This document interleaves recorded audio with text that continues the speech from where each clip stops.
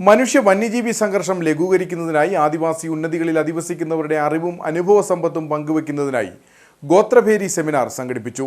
കാടറിയുന്നവരുടെ കാട്ടറിവ് മനുഷ്യ വന്യജീവി സംഘർഷം ലഘൂകരിക്കുന്നതിന് പ്രയോജനപ്പെടുത്തുക എന്നതാണ് ഗോത്രഭേരിയുടെ ലക്ഷ്യം.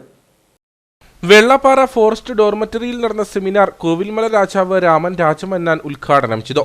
വന്യമൃഗങ്ങളെ പ്രതിരോധിക്കുന്നതിനുള്ള പരമ്പരാഗത രീതികൾ അനുവർത്തിക്കുന്നതിൽ നിന്ന് പിന്നോക്കം പോയതാണ് മനുഷ്യ വന്യജീവി സംഘർഷം വർദ്ധിക്കാനിടയാക്കിയതെന്ന് അദ്ദേഹം പറഞ്ഞു.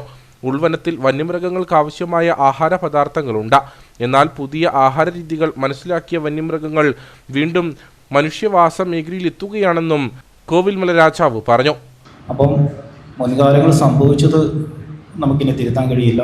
നിലവിൽ നടക്കുന്ന വിഷയങ്ങളിൽ നമുക്ക് ഈ ഒരു കാലഘട്ടത്തിൽ പെട്ടെന്ന് പരിഹാരം കണ്ടെത്താൻ കഴിയില്ല. അപ്പോൾ നാളുകളിൽ എന്താണെന്നൊരു ചർച്ചയാണ് അനിവാര്യം. പക്ഷേ അതൊരു വലിയൊരു പ്രതിസന്ധിയിൽ നിന്നാണ് നമ്മൾ ഈ ഒരു വിഷയത്തെക്കുറിച്ച് ചർച്ച ചെയ്യുന്നത്. അതിന് കാരണം ഞാൻ നേരത്തെ സൂചിപ്പിച്ചതുപോലെ സെറ്റിൽമെൻറ്റുകൾ എന്നുള്ളത് പട്ടികവർഗ സമൂഹങ്ങൾ താമസിച്ചിരുന്ന ഊരുകൾ എന്നുള്ളത് ഒറ്റപ്പെട്ടോ പല ഊരുകളായിട്ടോ അവിടെയെല്ലാം ആയിട്ടാണ് താമസിച്ചിരുന്നത്.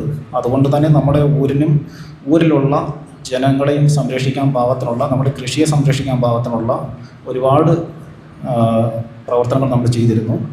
ഇന്ന് അതിലുപരി ഒരുപാട് ജനവാസമുള്ള ഒരു മേഖലയെ കഴിഞ്ഞു മാറിയിരിക്കുകയാണ്. മാത്രമല്ല വനത്തിനുള്ളിലേക്ക് ഏത് തലത്തിലും കടന്നു പോകാനായിട്ട് മനുഷ്യനും കഴിയും.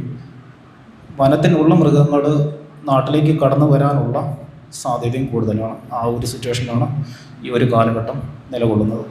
പരിപാടിയിൽ ട്രൈബൽ നോളജ് സംസ്ഥാന കോർഡിനേറ്റർ രാജു കെ ഫ്രാൻസിസ് അധ്യക്ഷനായിരുന്നു.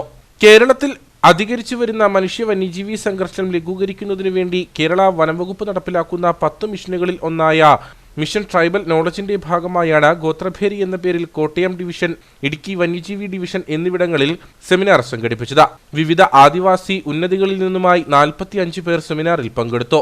പീച്ചി കേരള വന ഗവേഷണ കേന്ദ്രം സീനിയർ സയന്റിസ്റ്റ് ഡോക്ടർ AV ഇരക്കു വിവരങ്ങൾ ശേഖരിച്ചു.